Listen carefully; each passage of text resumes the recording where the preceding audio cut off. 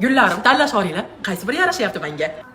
Ikkinchisi, qay birini oling? Ovoz berib olinglar kommentariyada. Ayni damda gullarim, Farg'ona quvvasidan men sizlarga nafaqat bunaqa kattalik kiyimni jetga optim joyda turibman. Shunaqa katta xonadon, mana asal kurtchkalarni qaranglar, nima deyapti? Hammasini kelib optimga xarid qilishingiz mumkin. Talaqlar uchun mana trochkani qaranglar. Xuddi shuni korishniysdan Taslima xonimga kiydirganman.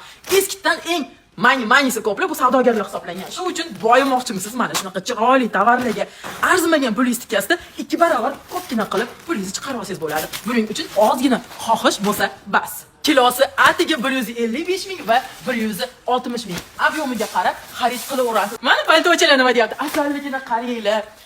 Rosa menga tovarlar yoqdi, lekin quva menga ozgina uzaqlik qiladi deyapsizmi? Hech qisi yo'q. Quyidagi raqamlarga qo'ng'iroq qiling, uyingizgacha O'zbekiston bo'ylab dostavkalar qilib berishadi. Hosillarga taroziga qo'yib narxini ko'rsataman. Mana asal kamzilchani qaranglar.